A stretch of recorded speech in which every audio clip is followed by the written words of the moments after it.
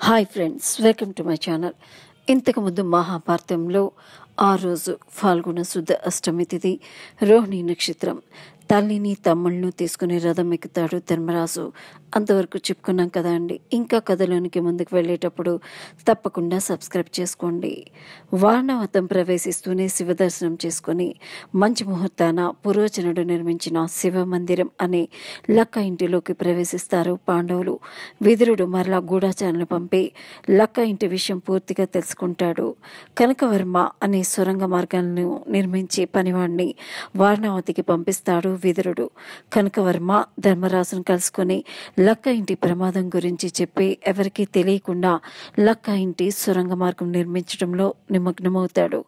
భీమసేనుడు మిగతా వారంతా కూడా నిద్రపోయినా ఎటువంటి ప్రమాదం రాకుండా రాత్రి సమయంలో కాపలా కాసేవాడు.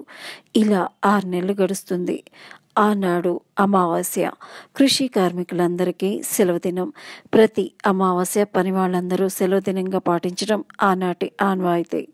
ఒక బోయి పెద్ద ఆవిడ 5 మంది కొడుకులతో వచ్చి కుంతీదేవి పెట్టిన అన్నం తిని అక్కడే పడుకుంటుంది. ఆనాటి అర్ధరాత్రి సమయాన లక్క ఇంటికి నిప్పు పెట్టి సొరంగ మార్గం గుండా పారిపోవాలని నిశ్చయించుకుంటారు పాండవులు.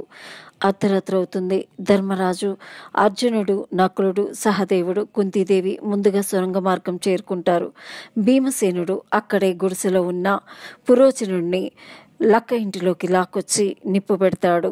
పురోచనుడు చావును దృఢపరుచుకున్న తర్వాతే సొరంగ మార్గం గుండా బయటకు వస్తాడు భీమసేనుడు.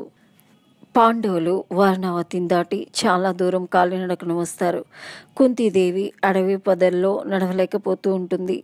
నకుల సహదేవుళ్ళు కూడా కాళ్లకు ఎదురు దెబ్బలు తగిలించుకుంటూ ఉంటారు. అప్పుడు భీమసేనుడు, అన్నయ్య, నేను దేహాన్ని పెద్దదిగా పెంచుతాను, అందరూ నా భుజాలపైకి ఎక్కండి అంటూ అందరినీ భుజానికి ఎక్కించుకుని నడుస్తూ ఉంటాడు. లక్క ఇంటిలో తల్లితో సహా పాండవులందరూ కాలి బూడిదైపోయారని వారణావ్రతం అంతా గొగ్గోలు పుట్టుతుంది. విదురుడు పంపిన కనకవర్మ ప్రజలెవరికీ కనబడకుండా సొరంగ మార్గాన్ని మూసివేసి హస్తినాపురానికి వెళ్ళి పాండవులు తప్పించుకున్న విషయం విదురుని చెవిలో వేస్తాడు. విదురుడు చాలా సంతోషపడతాడు. పాండవులు బ్రతికి ఉన్నారని విదురునికి మాత్రమే తెలుసు. పితామహుడైన భీష్ముడు పాండవులు మరణవార్త విని చలించిపోతాడు. లక్క ఇంటిలో ఆనాటి రాత్రి వసతి కోసం 5 కొడుకులతో వచ్చిన ఆ పెద్దావిడ చనిపోతుంది. వారిని పాండవులుగా భావిస్తారు అందరూ. హస్తినాపుర సామ్రాజ్యం 5 రోజులు శోక సముద్రంలో మునిగిపోతుంది. ఇది ఇలా ఉండగా పాండవులు మధ్యాహ్నం దాటేసరికి హిడింబావనానికి ప్రవేశిస్తారు. రాత్రి నిద్రలేక పగలు భోజనం లేక అందరూ అలసిపోయి ఉంటారు. ఒక చెట్టు మీద సొమ్మసిల్లి పడుకుని నిద్రపోతారు. భీముడు మాత్రం కాపలా కాస్తూనే ఉన్నాడు. అదే హిడింబీవనం. హిడింబాసురుడనే రాక్షసుడు అక్కడ నివాసం ఉంటాడు. పాండవుల వాసనను పసిగడతాడు. తన చెల్లెలైన హిడింబాను పిలిచి, ఇక్కడేదో మానవుల వాసన వస్తుంది, నీ వెళ్ళి వారిని చంపి తీసుకునిరా అని పంపిస్తాడు. బలసిన కండలతో కాపలా కాస్తున్న భీముణ్ణి చూస్తుంది. హిడింబ మొదటి చూపులోనే మనసు పడుతుంది. మనవాడితే బాగుండును అనుకుంటుంది.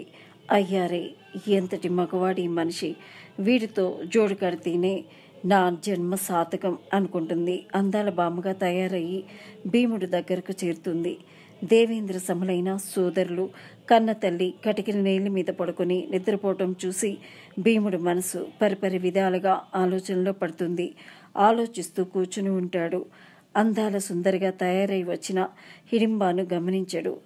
ఓ మగరాయుడా, ఎవరు నీవు? ఇది హిడింబాసురవనం. ఇక్కడ మనుషులకు ప్రమాదం తెలుసా అంటుంది హిడింబ. ఎవరి నీవు అని అడుగుతాడు భీముడు. నేను హిడింబుడి చెల్లెల్ని, నీ మీద ప్రేమ ఉన్నదాన్ని. ప్రేమ లేదు, గిమ్మ లేదు, వెళ్ళు అంటాడు. అంతులోని వస్తాడు హిడింబుడు. నరమాంసం నరమాంసం అంటూ సమీపిస్తున్న హిడింబుని మీద కలబడతాడు భీముడు. ఇద్దరు ద్వంద్వ యుద్ధం చేస్తారు.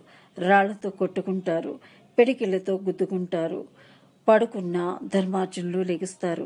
భీమ హిడింబుల ద్వంద్వ యుద్ధం చూస్తూ నిలబడతారు. అర్జునుడు భీముణ్ణి ఉత్సాహపరుస్తాడు. ఇద్దరు ముష్టి యుద్ధం చేస్తుంటారు. భీమసేనుడు హిడింబుడి 2 చేతులు చీల్చి గిరిగిరా తిప్పి కొండరాతికి కొట్టి చంపేస్తాడు. ధర్మరాజు భీముణ్ణి తెగ మెచ్చుకుంటాడు. హిడింబ తన అన్న చావును కళ్ళారా చూస్తుంది. ఇంకా మహాభారతం కథలో ముందుకు వెళ్లే ముందు తప్పకుండా లైక్ చేయండి, షేర్ చేయండి, సబ్స్క్రైబ్ చేయండి. Thank you.